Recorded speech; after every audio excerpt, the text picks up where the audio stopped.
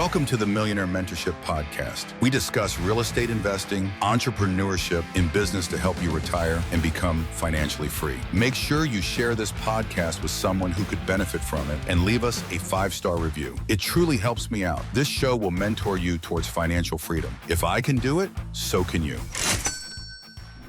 Welcome to the Troy Kearns Podcast. We talk all things real estate, business, entrepreneurship. Today I've got an entrepreneur, a businessman, and somebody who has done the blinds at my personal home in Kansas City, the blinds at my office where we're at right now, so we could actually shoot a podcast. And you're actually traveling down to Florida to hook us up with our blinds. I got Tim Sanders from Solar Shield. Yep, correct, yeah. Welcome to the podcast, man. Thanks, appreciate you having me on. That's awesome. Yeah, so tell us about, how'd you get in the blind business? A little bit about your story. Yeah, so the nutshell story is I married into it. My wife, her and I met when we were real young, and her uncle and grandpa, and this was in Illinois, were already in the window covering industry. Both of them individual businesses, but kind of working together. They brought me under their wing, and at first they were like, "We're gonna have you install window coverings." I'm like, "What's that? Like a blind? Who you get paid to install blinds?" Yeah. And so at that time they were telling me I'd need my own van and my own insurance and all these tools. I'm like, "Oh, I was at that point as an 18-year-old kid, working a manufacturing job. I didn't think that was realistic at all."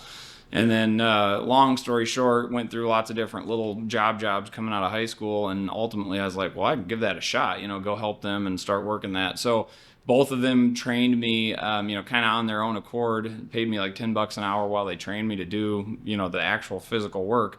And then all of a sudden, really quickly, I'm like, okay, I can see a future here. And so they started giving me work that they didn't want to do. And I was contracting with companies directly, just doing the installation work. And so, long story short, I started growing that, just an install business for window coverings, and ended up growing that into we had 65 retail companies all over the middle Illinois that we installed for. We had 7 full-time installers. So it turned into its own very large, thing in and of itself. And that was before we had really started Solar Shield, which is our full service where we provide the products, the service, the all of that. So that was just the installation side. Have you always been a hard worker? Well, that's the funny thing. I would actually have told you no before I started my own business. I was probably a really mediocre employee. Like I knew it full well when I was 18. I'm like, I don't love this. It's you're just working for somebody else. But the minute it turned into my responsibility, and my customers are actually, at that point your customers are your boss, and you've got all that responsibility. Then at that point, I became a really hard worker, but in the same token, it was very rewarding. It was something I was able to do for myself through the process. Rewarding in what way? Financially? Well, yeah, definitely. So early on, when we very first started it, my wife and I were barely getting by. We had a house, we had 2 cars, we had our first kid, and prior to starting this business, I was making $10 an hour. She was making $10 an hour. This was back in 2001. And we lived in a little 500 square foot home that we call it a tiny home now, that we bought when we were 19 and 20. So we were barely getting by. So when we first started this, I'm like, I made $500 today. Like in one day, went out and made $500. I'm like, okay, I see the really big future here. Yeah. But I'm like, if I ever get busy just doing this every day, every week, we'll be set. Yeah. And so I could see the financial. What part of Illinois is this in? So Peoria, Illinois, which is right in the middle of the state. So it's north of Springfield, kind of south of Chicago. So it's just like right in the middle of the. Then how'd you get out here? So really good question. So we grew our business in Illinois from about 2004 when I started to up to 2018. So in that time I was growing and building, hiring employees. And then somewhere about 2016, we hired a couple people in Illinois that ultimately, a couple years into that, I was like, they're kind of running things for us. Like I had started getting to the point where I was going into the office 10, 11 in the morning, and I'd be home by 2 or 3 in the afternoon, and mainly just working on my computer. And I was like, man, I think we could get out of here. And the ultimate thing is through years of living in Illinois, my wife is like, we got to get out of Illinois. We got to get out of Illinois. And I'm like, we can't get out of Illinois because we have a family here. We have business. We've got like everything. Why'd you want to get out? So if you don't know, Illinois, the climate in Illinois is not great economically, politically. Like it's tough. Like it's not a business friendly state. And so taxes are crazy high. So even on like a normal home, somebody living in Missouri is going to pay half every year. They're going to pay half as much as somebody living in the same house in Illinois just on property taxes. So It's crazy. And then so like our clients, our customers who live in, really expensive homes, you're talking 30, 40 grand a year in property taxes every year. So what's that get you? Nothing. Like worse infrastructure. The infrastructure is literally falling apart. The last 4 years we lived there, I got into our kids' school board. Like somebody had said, hey, we have an open seat. I was like, sure, I'll do it. And sitting on that school board for 4 years, seeing how the state of Illinois was just absolutely messing with schools and the whole thing really led me to believe like we do need to get out of here. And our kids were still actively in like middle school and high school at that time. And so in 2018, when I realized that we'd kind of gotten our business to the point where it was not quite on autopilot, but very much close to that. One dreary, it was Valentine's Day, actually 2018, that my wife and I went out to dinner, and it was just a gloomy, doomy winter day. And I was like, I think we could move. I think we could move out of Illinois and go start something somewhere else. And we were at a Longhorn Steakhouse having dinner. And sitting there, I was like, let's move to Florida. Like, it's warm and we don't have bad winters. Like, let's go down there. We can do blinds down there. We'll leave the business here in the hands of our team here. And we'll just go start something new. And so long story short to that, we researched Florida, had school district lined up in Florida, like kind of were directed, like pointing in that direction.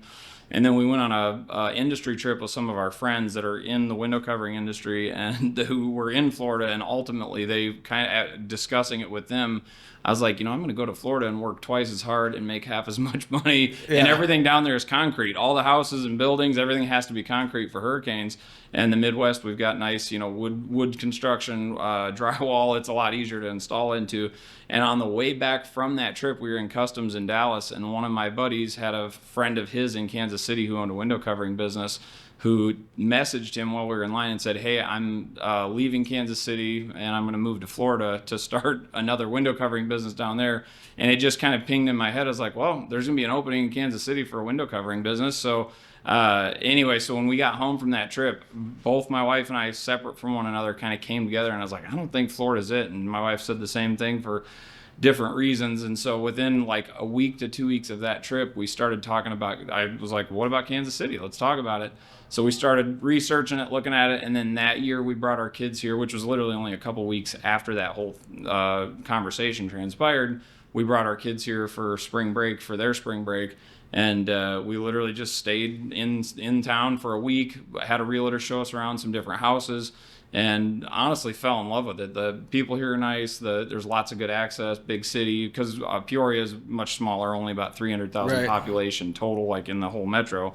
And so at the end of that week, the very last day, I was like, my wife and I walked into the house that we're in now, and we were like, this is it. This is the house. And so we put an offer in on it, had not told our staff. And you live in Liberty, right? Yeah, we're in Liberty, up so okay. Up in the Northland. So yeah, hadn't told our staff that we were moving, hadn't listed our house for sale in Illinois, made an offer on this house. That was 2018 when houses, brand new houses, were sitting for 6 months. They weren't selling like they are now. Yeah. And so we made an offer to the builder without our house even being on the market. He accepted it, which was, I guess, unheard of even at that time, because they normally want to see like proof that your house is, for sale and moving. Unless they're desperate. Yeah, well, I think that was kind of what it was. We went back to Illinois. That night we got back, we started painting bathrooms and like remodeling stuff, because we were like, we're selling the house. And within 2 weeks, we actually had our house sold.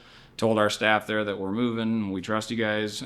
And basically we... Is that business still operating? Yeah, we still have 4 full-time employees in Illinois. And actually for our business, the way our business is structured, if you call our local Kansas City number, it actually routes to our Illinois office, where we've got kind of our central office. That's corporate headquarters? Yeah, kind of. We're actually in the midst of shifting our corporate headquarters here to Kansas City. But currently our office staff is actually all in Illinois. It's a very similar story to mine. That we randomly came to Kansas City on our way to move to Florida. Really? That house that you're going to install blinds on was like, I'm like, we'll just take a pit stop in Kansas City. I'll buy a bunch of real estate, and then we'll head to Florida. Yeah. And then everybody likes it here. Same thing. People are like, wonderful. My kids are like, we like it here. My wife's like, we like it here. People are nice here. I'm like, I guess we're not going there. so it's kind of crazy that it's like the same story. Yeah, I mean, Taylor Swift likes it here, so we should all like it here. Yeah, too, so. Taylor Swift, and we happened to run into like a great football team at the exact same time. Yeah, that was, and I'm a big football fan. How about you? Yeah, that's absolutely, yeah. Born in Minnesota, grew up in Illinois. What part of Minnesota? So Faribault, Minnesota. So it's like the southern edge, like kind of south of Owatonna. My cousins are from Underwood by Fergus Falls. Oh, okay. Is that?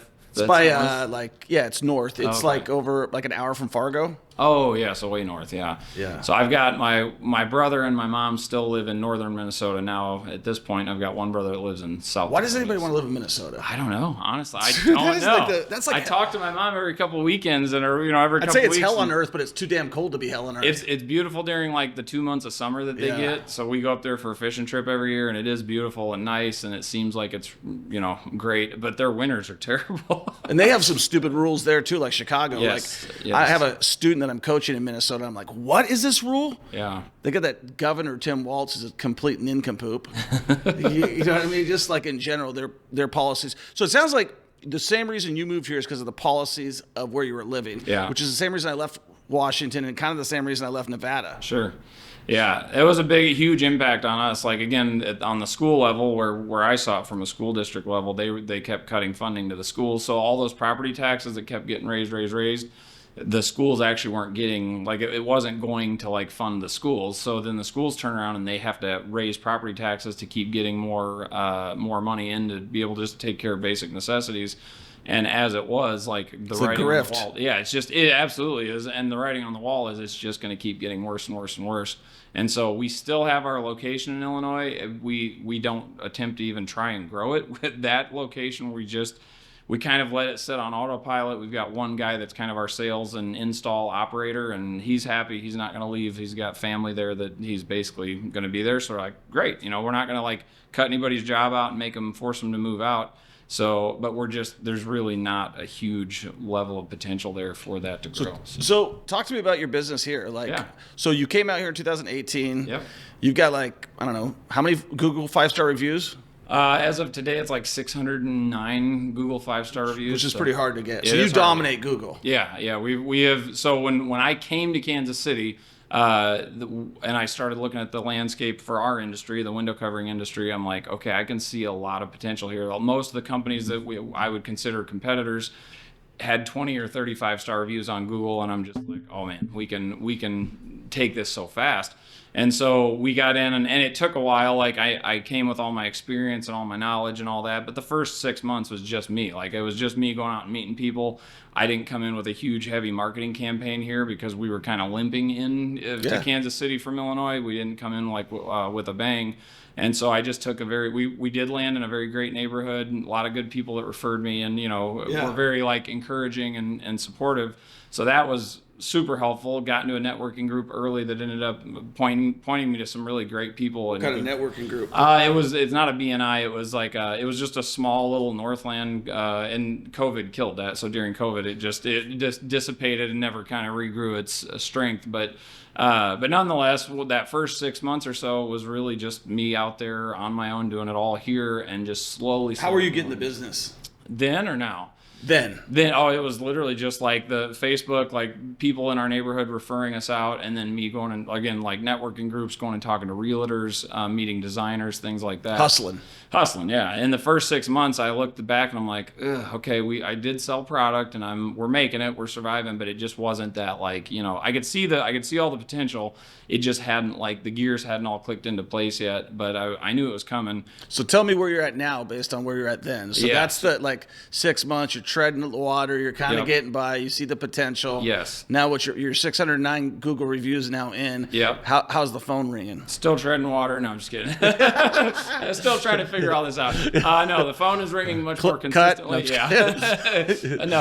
Phone's ringing much more consistently. We're getting a lot of we can now month to month, week to week, we really do know what to expect as far as incoming leads. We've been this year actually we've been working very hard to kind of get things packaged in a more scalable manner so that as we keep growing, and next year we want to grow our leads by 600 more leads in the year, we already know what we have to do to get that.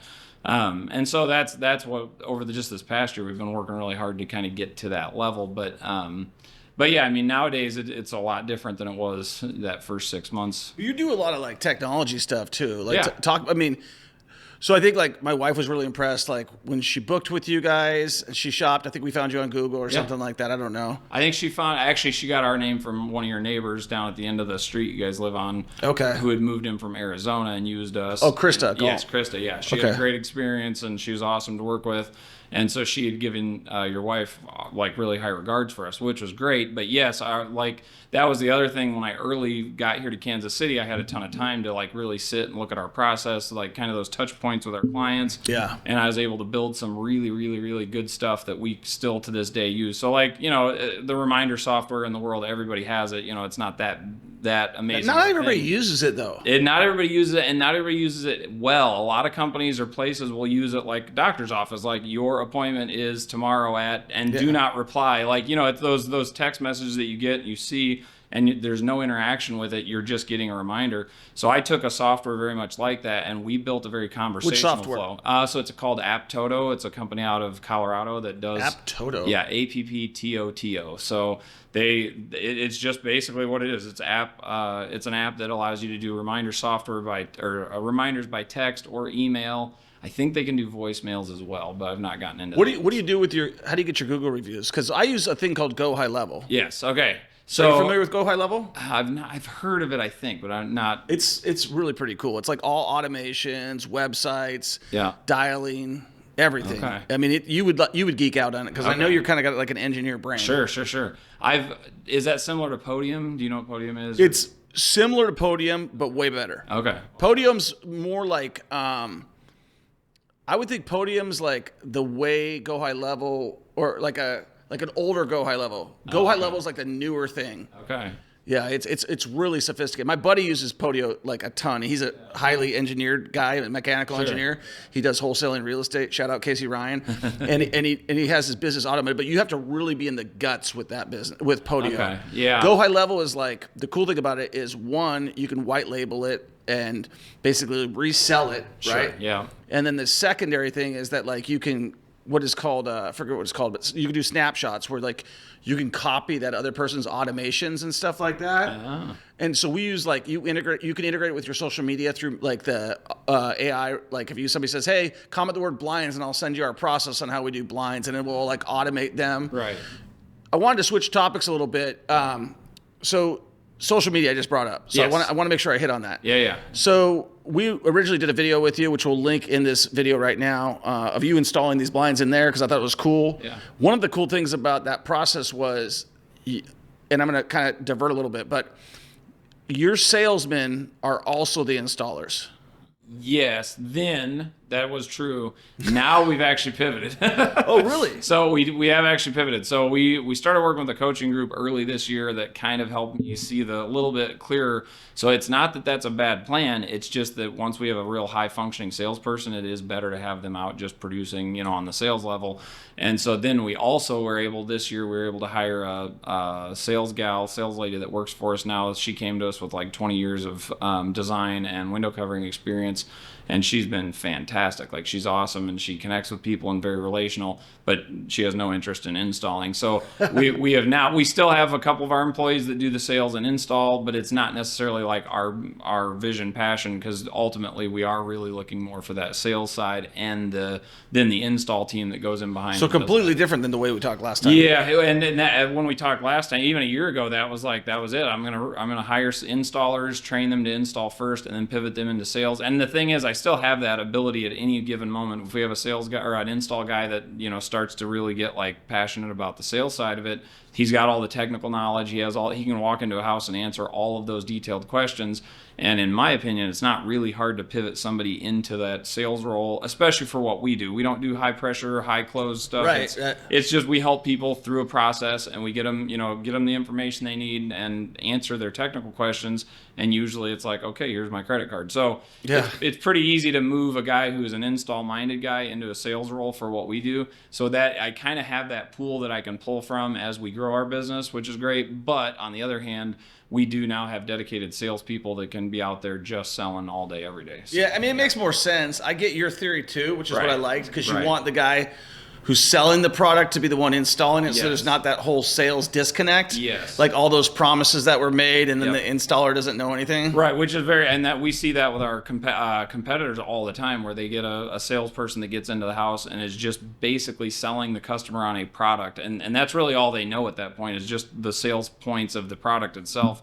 They don't get the install side of it. So we've heard, countless stories from people where they had a meeting with a salesperson and then the installer comes in, oh, we can't do that. That wasn't measured correctly, or whatever the thing is. So, I still, even with our salespeople, I still would have a hard time just hiring just a quote unquote salesperson with no window covering experience, because it's such a vast. You don't want BS. Yeah, exactly. Like I am a. Yeah, we'll do it. It'll be fast, quick, Yeah. easy, super. You'll love it. I do subscribe to fake it till you make it, but not with my customers. So Yeah, I'm like with you on that. we just don't want to throw, like, we don't want to do stuff until we can do it really, really well. And so when it comes time for us to send somebody into somebody's home, I want them to have that technical experience. So there's still, even like long term, as we keep growing, hiring salespeople, there will still be a process of the install training and that install mentality, because a lot of our clients really respond well to that technical answers.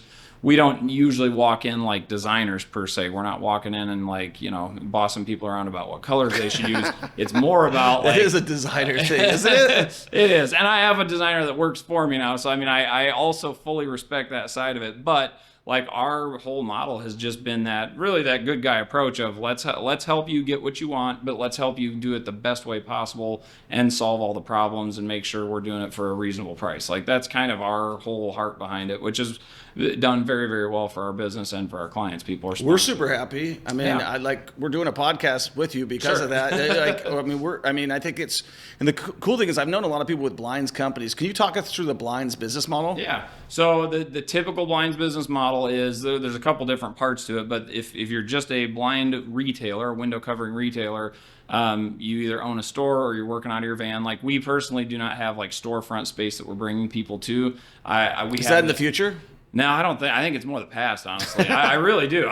So most people, I can only imagine, you yourself, you probably had no interest in going to look at blinds sitting in at a shelf somewhere. I think women do, but I have zero. Well, right. And Yeah. I do agree that some women do, but a lot of people really are more busy nowadays. They would much rather have somebody just come, help them through the process, and go. Now, I say that certainly there's people that want to frolic through all the fabric samples and they want to go through that process, which we have ways of helping people do that. That was and my making them- wife, I'm sure of that. Yeah, well, yes, but she still had the ability to do that in her home with all of her colors, her paints, all that stuff right there, which I feel like is way, way, way more impactful than having a store that you have to have somebody man, and that customers are coming into twice a day or 3 times a day, and you're going to talk to more door-to-door salespeople than you will customers. Yeah.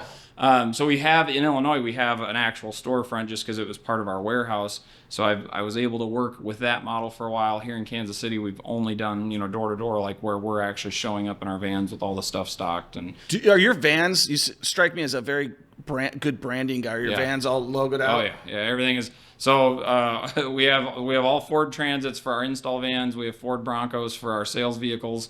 And we have one little Ford Transit Connect, and they all are wrapped the same exact wrap. We've got a couple of pictures on our website that kind of show the whole fleet side by side, which is awesome. But yeah, everything we do is brand heavy, down to our shoes. So now these are my currently non-custom Nikes, because Nike does a weird thing where certain times of the year they only offer pastel colors, which don't fall in line with our blue. But for half the year, I can order royal blue with our orange color and have actual Solar Shield text put on the back. So all my team has those Solar Shield shoes. They've got their custom Nikes. It's part of getting hired on with us. You get your shoes, and we restock every 3 to 4 months when people wear them out. So you're doing business development. You're taking coaching and programs, just trying to get better. Yeah. So I actually the short story to that is last year sucked. 2023 was a bad Really? year. Yeah, it was in our business and it For wasn't me too. Just letting you know. Yeah. Well, for my industry, all my counterparts across the country, everyone was reporting last year was it was very heavy like peaks and really low valleys, and the valleys were way further apart than the peaks were hitting. Yeah, you just got to keep going. Yeah, so you just keep going. And so our year 2022 to 23, we actually sold just a little bit less in 23 than we did in 2022.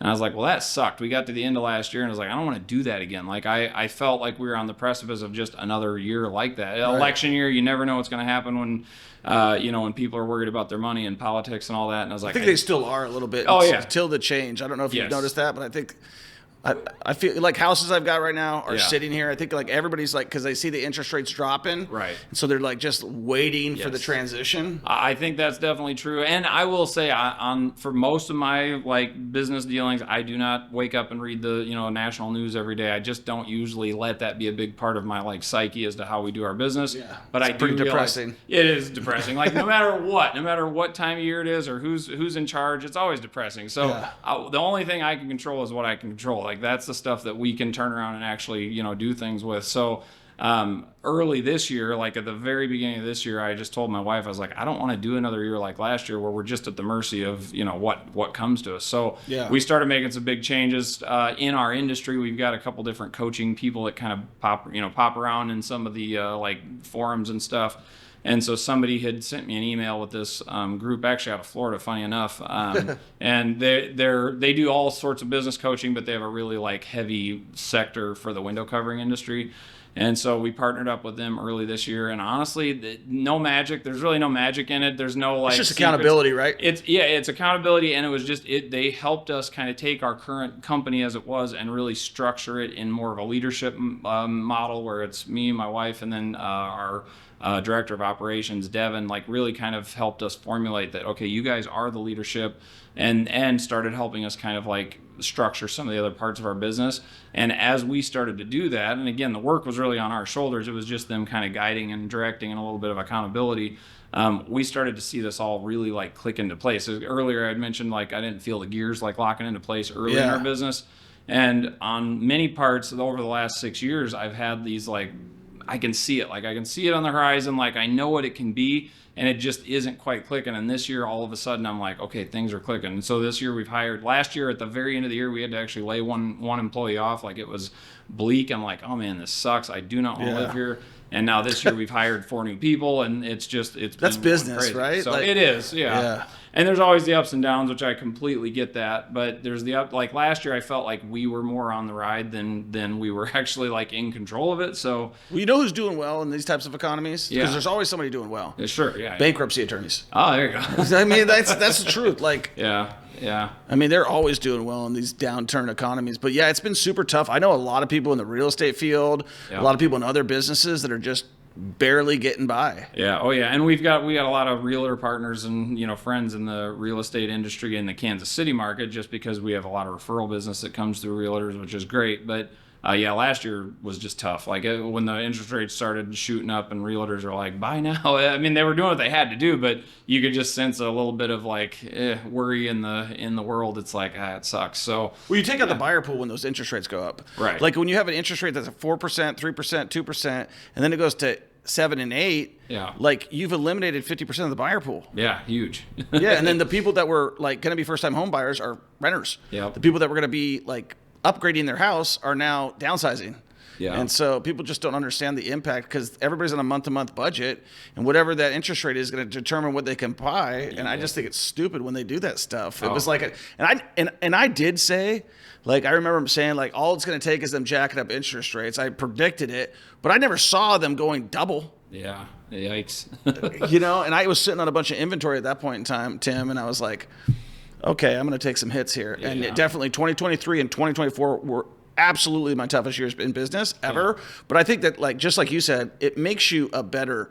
Your successes never define you. No, absolutely. Your failures do. Yes. I wanted to talk to you a little bit about marketing as we kind of jump around here a little bit. So as you kind of went through this whole thing and you've been really heavy on Google, are there other marketing channels that you guys are trying now, or what are you guys doing? Yeah, so that's a great question. We're still, I mean, it's definitely like experimenting. Last year I tried, again, almost out of desperation, tried like the Valpak type things, like the direct mailers, like what'll work. Yeah. And that didn't work. Yeah. I mean, you get a little bit of business. It's low-hanging fruit, the coupon clippers. And I'll say we still do print ads more for a branding, like we're in some of the local neighborhood magazines and stuff. None of those are drivers. Like none of the print stuff that we do is a driving part of our business.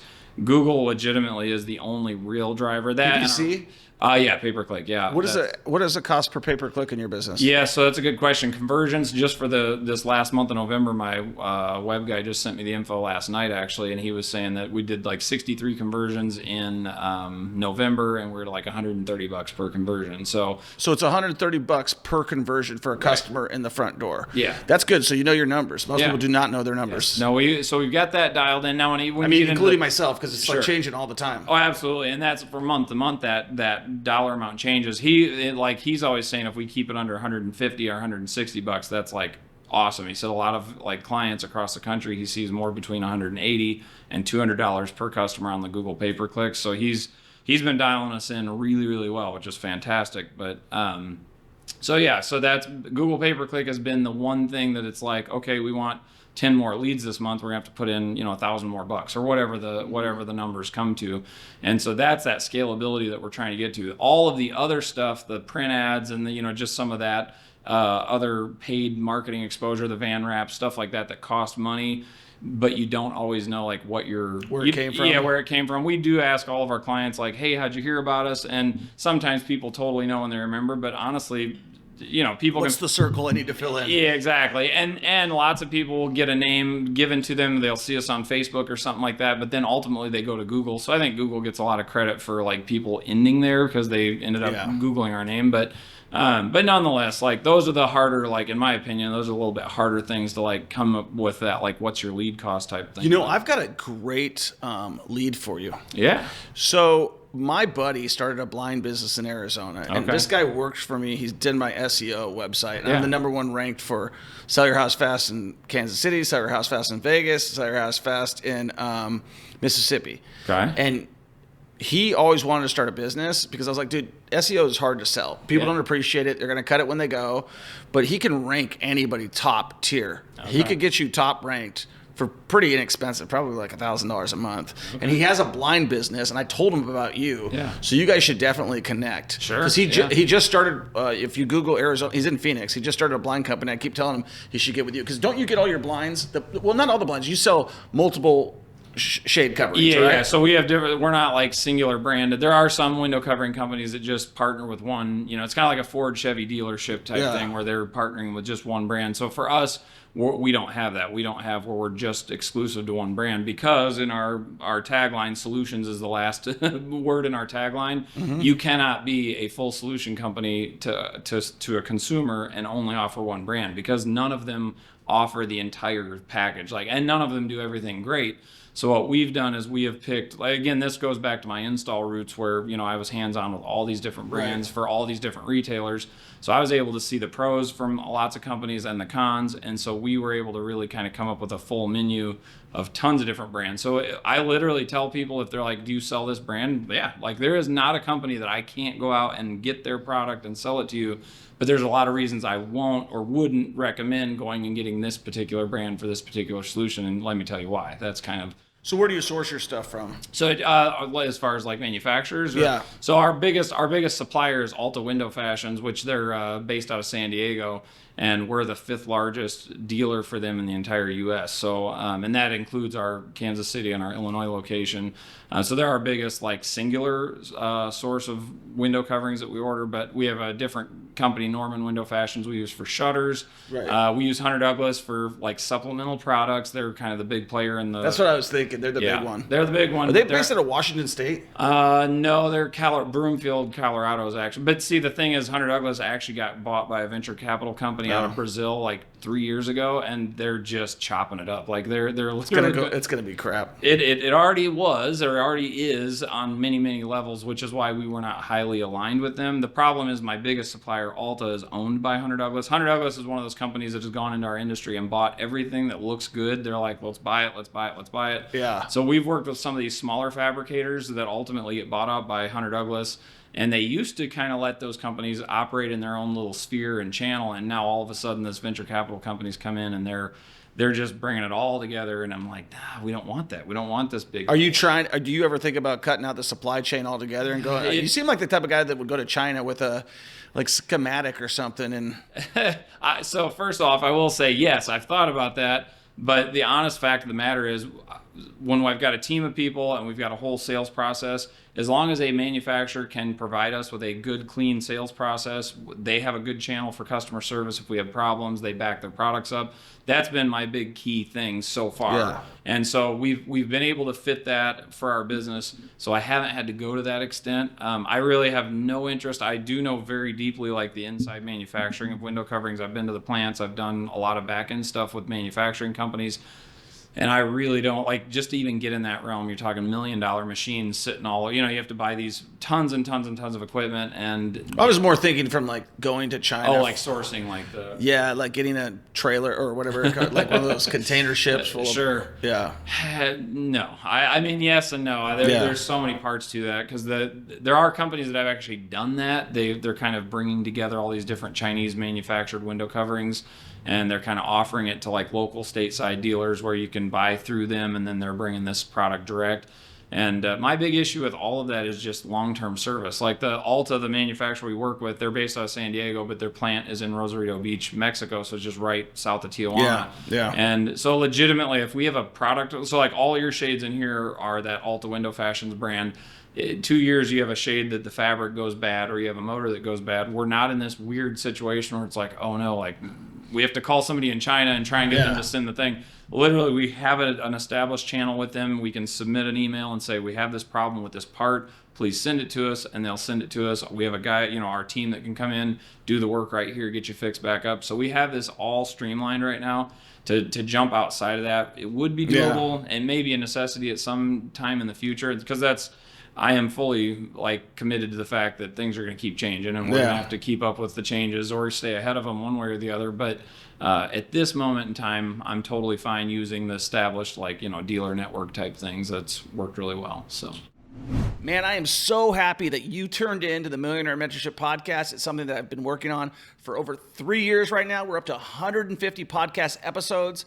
A lot of them are virtual. A lot of them are in studio, which is what we prefer. If you have a guest that you think that should be on our podcast, all you got to do is comment who it is, and we'll reach out to them. Or if you want to reach out to them and reach out to us, we'd love to have them on a show. We're looking for entertaining, inspirational people that, just like you hear on the podcast every week, that can bring value and help our listening audience achieve their goals. If that's something for you, comment down below and let us know.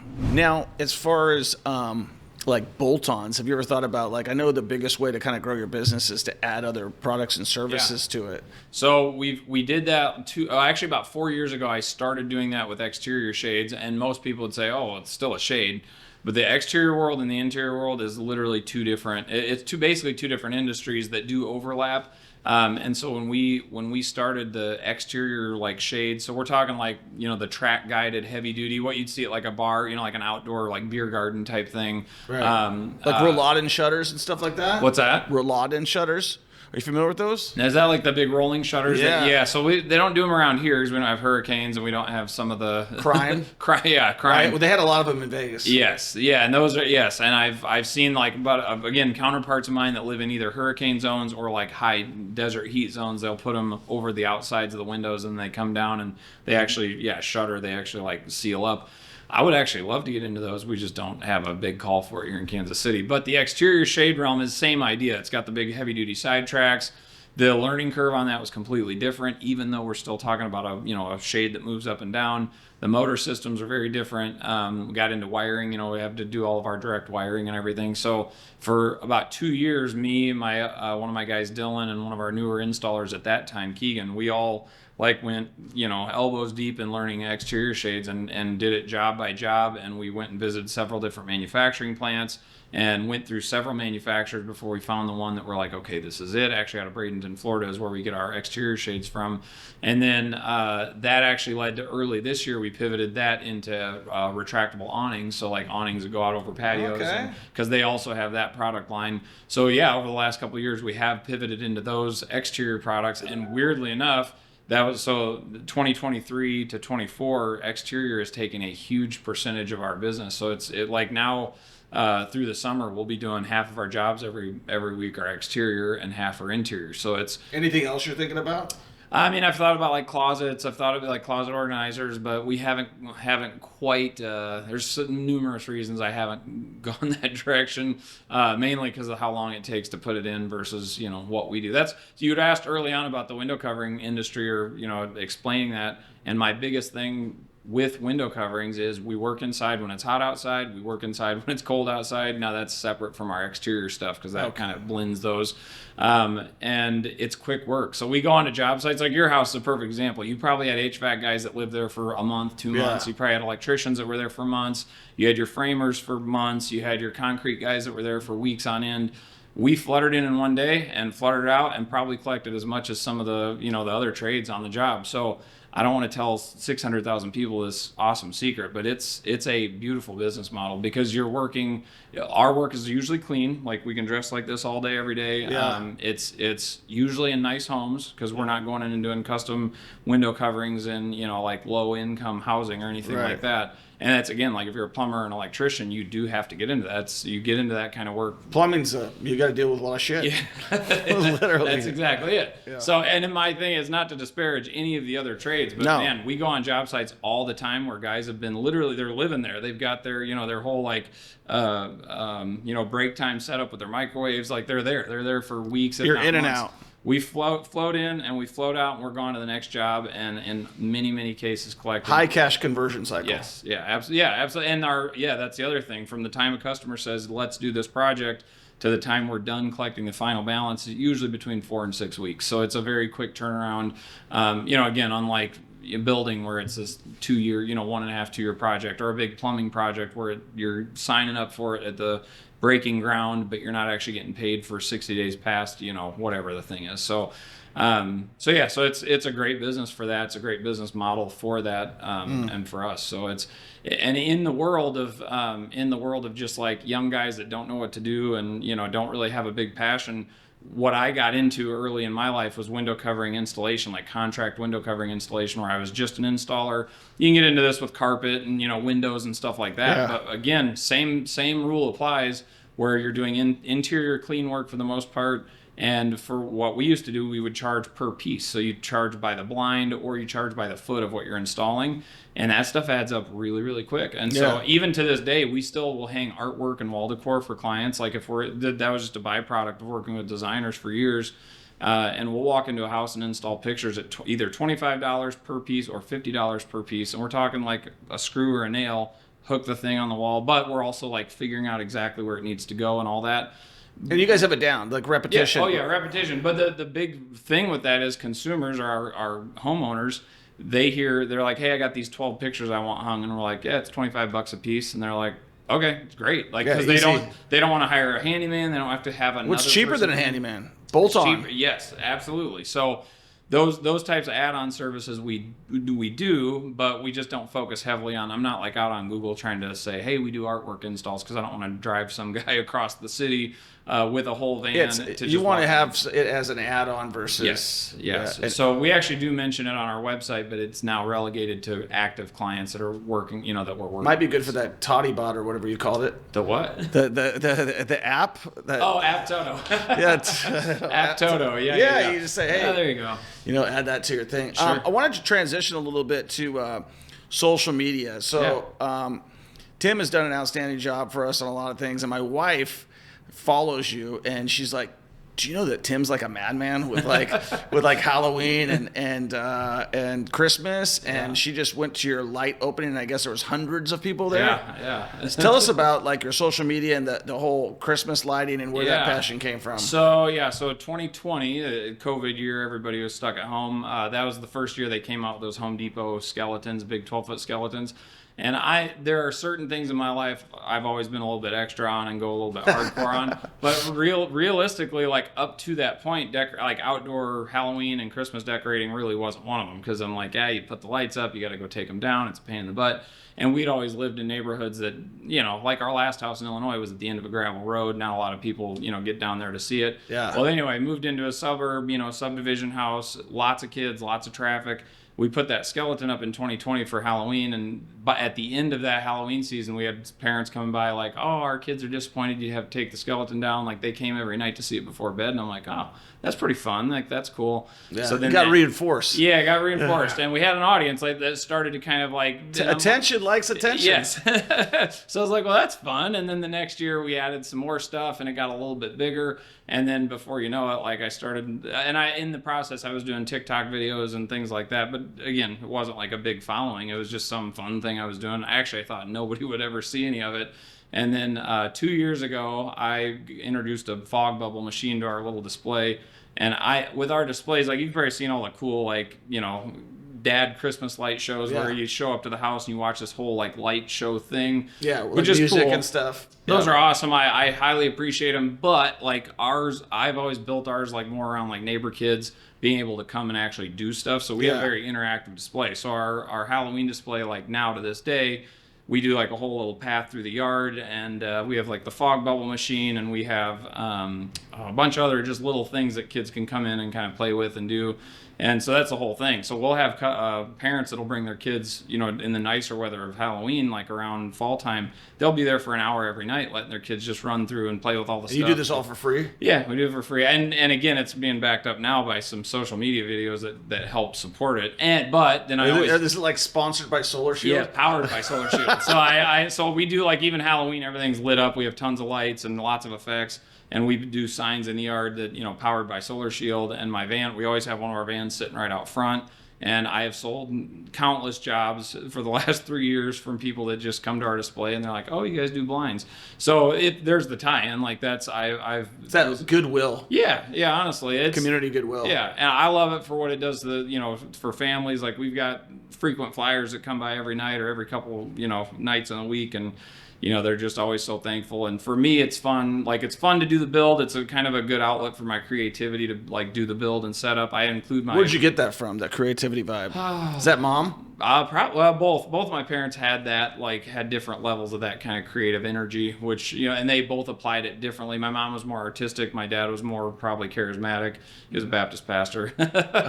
So that's a whole nother podcast, a whole other thing. Yeah. Anyway, but from my family, we've got a pretty type A group of my brothers are all, leaders in their own world. So that's cool. Yeah.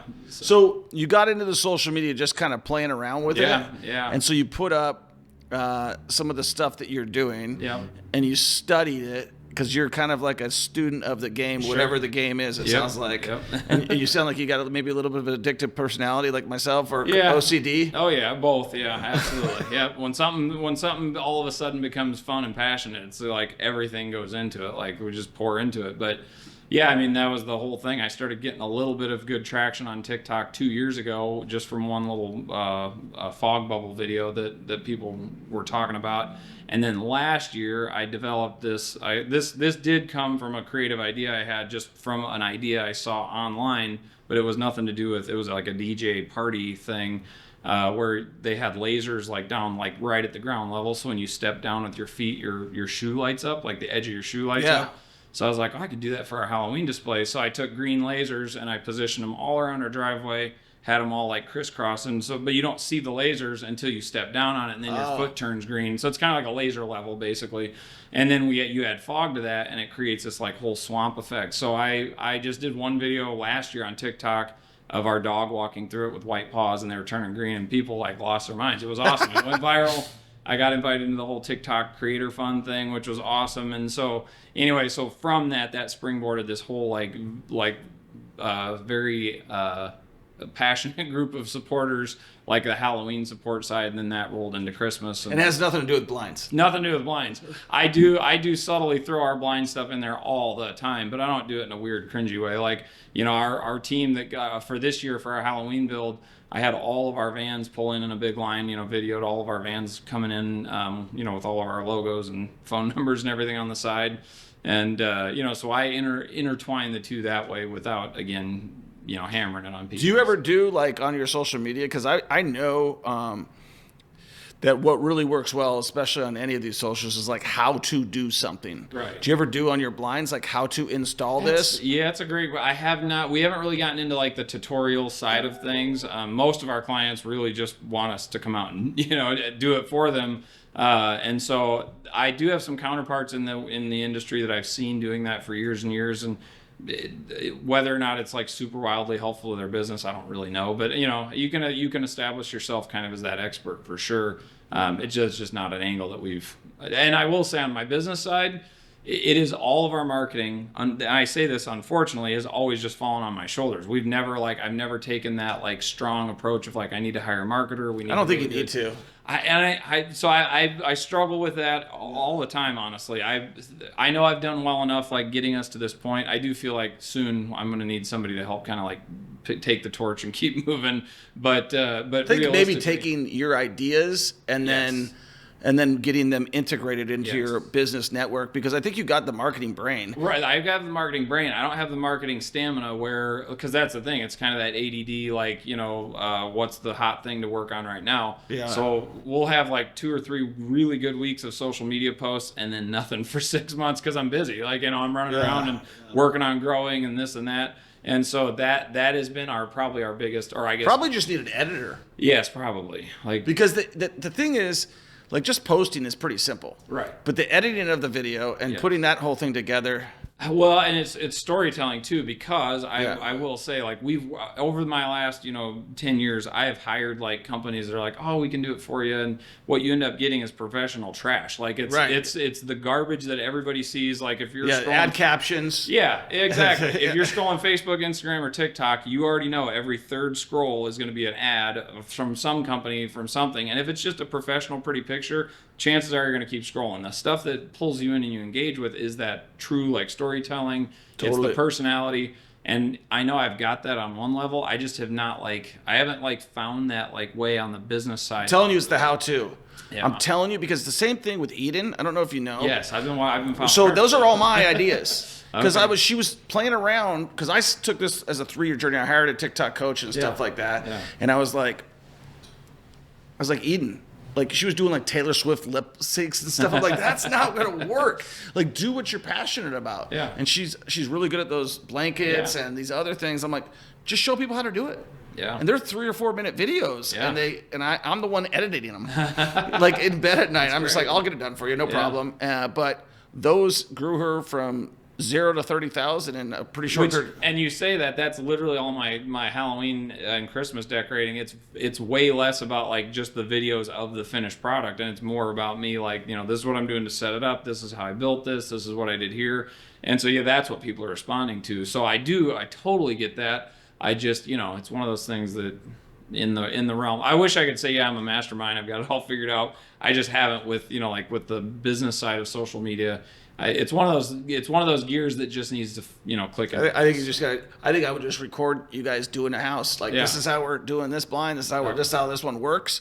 Because people, like, if I'm looking for like that product, right, and I find it, you're the expert. And if you get that authority thing, like, you're the authority on Christmas, but you're the authority on blinds too. People you're probably marketing it a different way, which is always weird, because like whenever I do it too, it's like my stuff that works the best is either like you talked about, my personality out there, like getting into it with people, or like us talking about like, hey, this is how you do this. Right. And I think it might be just the same thing. Yeah, it's a great idea. I mean, that again, on so many levels, I'm like, yeah, let's do it. And then it's Monday morning, you're busy, and you're like, so that's the part where I feel like I need somebody to help with that, like on a ground level.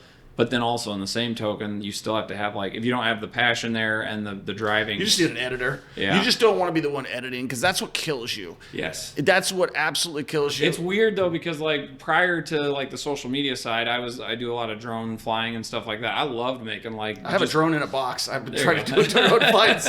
It's fun. But I would go make videos with drones and edit them, and I've always loved like that, you know. And I say editing, I'm not sitting behind like a massive like, you know, editing station, mostly from my phone. But I love like creating little stories on, you know, on that. But it's usually more of those like personal life type things that I'm passionate about, and I can do it for work stuff. And we have amazing videos that we use as sales aids, like with clients, and some of that stuff, like where we're showing detailed stuff on products. That's just the stuff, like I said, it just needs to click into place, and once we get that. No, I'm sure it's going to very quickly. So how do people follow you on social media? Yeah, so our Facebook, we're Solar Shield KC is our @SolarShieldKC. TikTok, my personal TikTok is Tim Sanders 0 because some other Tim Sanders took the first one. But and then, yeah, we've got our website, kcmoblinds.com.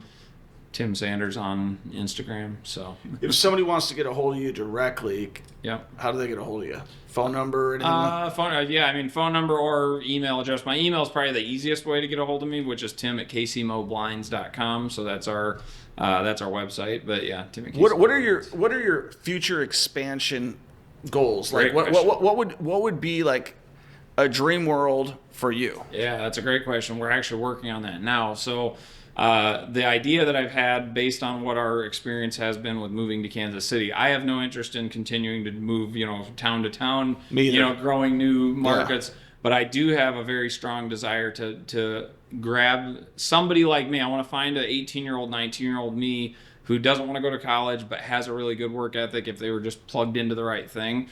And I want to start finding those guys in different markets, bringing them into our business, training them, and then putting them right back to their hometown. So different Midwestern Are you talking markets. Franchise modeling? I'm actually talking more Starbucks model, like where we a corporate, like we're the corporate, we own those locations. So those guys we're bringing in aren't business owners. They're more of that, like, because here's the thing in our company, as we've hired people, like automotive dealership model. Kind of, yeah. We've had really good success and really good like track record with hiring young, motivated guys or gals, either which way. But hiring them young, like we don't require any sort of college education. We train them, so I think it's a lot easier to take a blank canvas, somebody who doesn't have like bad training, right, and teach them our ways and kind of teach them bad view on the world. Yeah, so yeah, exactly. And I can't change that. I can't change somebody's bad personality, but I can take somebody that doesn't have a skill and we can teach them the skill. And we've been doing that. Willingness will take you a long ways. Exactly. So my whole goal is to start finding good markets, and I've already got my eye on several of them around, kind of circling the Kansas City area and then beyond. What would be the first one? Des Moines, Iowa. So Q3 2025, we've got our site set. We already have the domain and everything lined up, and so we're going to start looking for warehousing up there and start finding our first employee up there.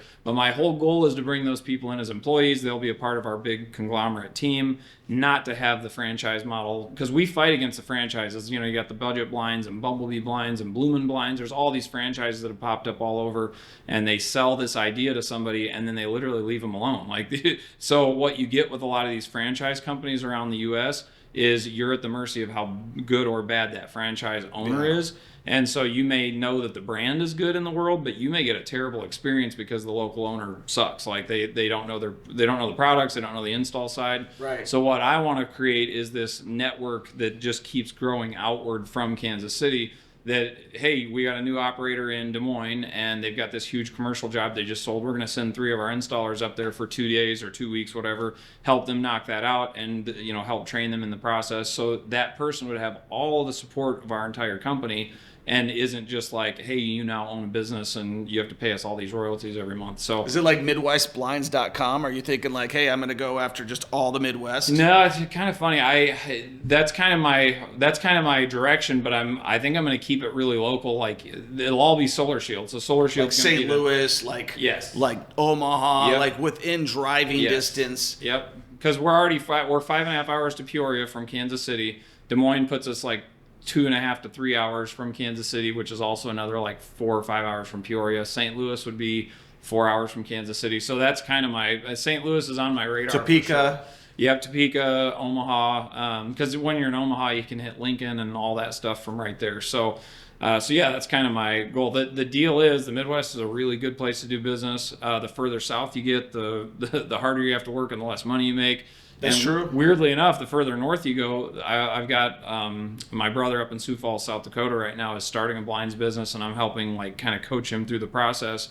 And crazy enough, they can sell their products for 20% higher than we can here in Kansas City. It's the further north you go, the more expensive things are. The further south, the less, Yeah, let's talk about that a little bit because it's so interesting. When I got out here, I don't know about you, but I'm looking at these prices of these houses, and I'm assuming labor is going to be cheap because I'm from Vegas. Yeah. And Vegas labor is cheap because 50% of the workforce is Latino. Yeah.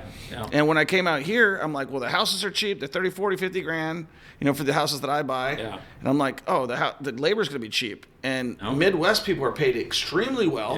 Yes. Like there is no we were paying people 10 to 12, 13, 14 bucks an hour, 15, 16 top end. Yeah. Now we're way over that for just an entry level person. Yeah, just basic labor. And Quick Trip is paying 20 bucks an hour. Yeah, absolutely. Well, that's the crazy thing. Again, I'm well connected in the window covering industry, like through internet groups, Facebook groups, and it is mind blowing to me. You can live in an East Coast, a West Coast, or a Southern, coast area in these high, super expensive cost of living areas, and guys are getting a fraction on the labor side of what they do here, just because competition. There's so many people that are willing to do it. There's, again, you got labor that's willing to do it for super cheap. So. And so that in those coastal markets really is driven down the price of what something costs. Whereas in the Midwest, I think things have stayed a lot more level in a good way. Like, especially if you're selling a home service product, you don't have to be like you don't have to be out there just fighting against these crazy, crazy low prices. So, it's just kind of an interesting, you would think like those high cost of living coastal areas would be really expensive to do all that stuff. Well, you think like places like California and Las Vegas, like that, average house is $600,000 to $700,000, right? But because of the labor force being, mostly Hispanic, and they're competing, and there's a lot of competition out there, and like you said, there's probably 150 blind companies, and a lot of different things. It's hyper competitive. Yep. And the Midwest, people, it's like flyover country. They're not really paying attention to what's going on over here. Low cost of living, gas is cheap. Yep. Labor is paid well. Like I put an ad out. I literally put an ad out for an electrician, and I looked at what I should be paying, 30 to 40 bucks an hour. Yeah. Crickets. Like crickets. I'm like, all right, we'll go 35 to 45. Crickets. I'm playing golf with this guy who owns an electrician company. I'm like, what are you paying your guys? He's like 50 bucks an hour. And I'm like, geez Louise, man. And so the trades is really like, if you're looking for, nobody wants to work in the trades anymore, except for the guys coming across the border. Well, that's a crazy thing for on that contract install side I was telling you about. I'll use Plantation Shutters as an example. In Illinois, this was 10 years ago, 15 years ago when we were installing. We could charge $5.50 a square foot for a shutter to install it. So you're talking a 3x5 windows, 15 square feet, and it takes you 20 minutes to install. That's pretty good money. The same install in California or Florida, you're talking like $1.50 a square foot. So that's the difference in level of like labor costs. And it's just, I'm not sure exactly what drives it, other than just people are willing to do it really, really cheap. But also those markets have just somehow, way, shape, or form just gotten into that like really competitive. And the thing I have with Florida is every old blind guy in the country retires to Florida, and they all keep selling blinds out of their van. And now they don't need to sell them, so they're like, I'll do it for so you just get this hyper competitive, or you have 150 companies, which is exactly it. So just a little more like benefit in the Midwest, which is why I like my long-term growth model. As we look to expand and grow, we're going to hug tight to the Midwest as we grow, and we'll probably end up going further north and east and west. Not as interested in pushing much further south than St. Louis, because we actually did research like Nashville when we started looking at moving out of Illinois. We looked at Nashville, we looked at the Carolinas, just kind of did some research. And the further south you go, the quickly you're working harder and making less very, very fast. And then you bring employees into that mix, and you got that whole thing. So again, I'm not saying you can't run a good business in those southern states or anything like that. It's just knowing what I know now, and me and my wife both appreciate 4 true seasons where it goes, winter, summer, spring, fall. Oh yeah, it's great. I didn't even expect it. People say it gets so cold out here. It's really not that bad. It's not bad. It's short lived. Like I mean, not right now. It's cold, but yesterday was 54 degrees. But Minnesota is cold. Minnesota's cold, and it stays cold. It's a depressing cold, and an oppressive cold. Yeah, I mean that's things I was so. It kind of like Kansas City kind of snuck up on you and me. I'm like sitting out here, and I'm like, wow, you got these trees, you got deer in the backyard, you got all these great things. Yeah. I bought 10 acres for $184,000, which didn't even exist in Vegas. Sure. I get an acre for $300,000, like with nothing growing on it. Right. And so and then you're like, wow, everybody keeps telling you the same thing like me. They're like, hey, great place to raise your kids, great place to raise your kids. You're like, all right, well, there's something to that if people are saying that. And then next thing you know, I'm heading to Florida, stuck in Kansas City like you. And then we just kind of made the decision. My wife was kind of waiting for me. She's like, what's up? And I'm like, I think we should just stay. Yeah. And I was like, when you move, Yeah. it takes a long time to build your business. Yes, it does. And then you get all these people like Malia right here, and you're working with them, and then you're like, I don't want to do this again. Yeah. Like I've done this. I moved from Seattle to Vegas to here, and I was planning on going to Florida. I'm like, for what? Because my business partner built a house next door to me, and we could still use it as an Airbnb and go visit it that way. So what are your final plans as we wrap things up? Yeah, I mean, our overall plan, like I said, next year we're going to start expanding locations, keep growing on the products and offerings and things like that. And really, the biggest thing is continuing to develop just high quality staff. That's one thing that we have very low turnover. We've been able to find and attract just great talent as far as employees, but again, we're typically not looking in the experience level. We're looking for, just good personalities that want an opportunity to do something really cool. And all of my employees that work for me can all attest that none of them ever had window coverings on their radar. Like my wife, one of our employees that we hired 3 years ago, he was in our house cleaning air ducts because we had our basement finished, and he came in and was cleaning air ducts with somebody, and we were actively looking to hire somebody at that point. And she was like, hey, she liked him, liked his personality, he seemed like a good hard worker, and next day we interviewed him and hired him right at our house, and was perfect. So that's like we're still in that looking for the correct strategic people for our business and continuing to grow that, because my ultimate goal with this is I want to have something to leave behind, whatever it is. Even if I've got 3 kids right now, they're all early adults to teenagers still, so I'm not pushing any of them to you have to do this, but maybe someday one of them will want to step into it. But also I want to have a business that once I decide to step away, there still is this legacy that's going on, not because it's something that I created, but something that still is supporting people, still solving problems for the general public, and it's doing it in a great high impact way. So yeah, that's really the push, what we're looking to do. So and eventually I want to be able to not be out working. What do you think the timeline is for that? Well, that's crazy, because early this year when we went to our first thing, we went down to Florida and met with our coaches down there for a 2-day intensive thing, and they're like, you need to get out of the field. I'm like, I can't get out of the field, that's impossible. And both of my wife and our operations manager were like, you need to. And I was like, okay. So actually September this year they started scheduling me 1 day in the office, and then October 3 days in the office, so I'm only working 2 days through the end of the year, and then January 1st no more days in the field, where I'm technically having to be the guy out there doing it. And I didn't think that was ever possible, even as where we're sitting right now. So realistically,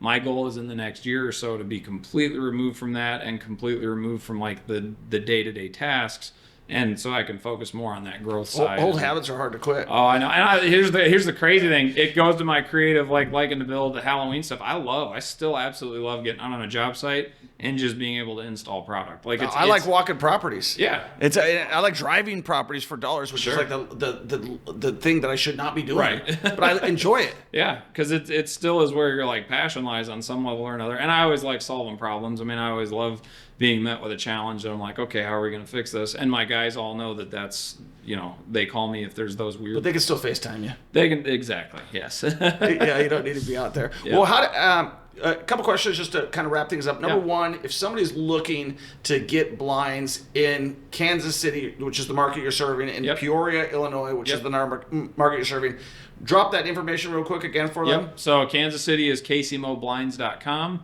Peoria is actually SolarShieldHome.com. You get to either one of those websites, you find us all. But And then soon, mid next year, we're going to be hitting Des Moines, so as well. But, Awesome. Now, if somebody is a hardworking young woman or man looking to join your company, build a career, how do they get a hold of you? So best thing on that would be to email me directly at tim@kcmoblinds.com, and I'll get you to the right people. So. And why would somebody want to work with you? Yeah, honestly, our employees, we've got a great team, lots of fun that we have between one another, but we focus heavily on our employees, on our benefits side.